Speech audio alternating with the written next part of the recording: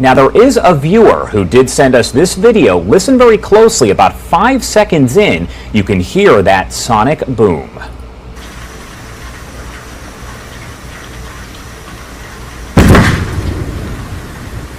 That is it right there. Again, that sound heard from Orlando over to Tampa. Look at that timestamp up on the top left. A lot of people saying they heard it around 5:17.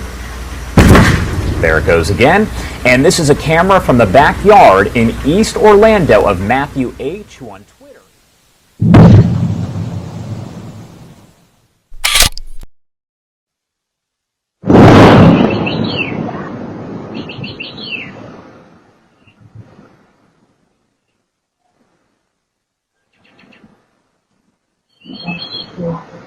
It literally shook the house.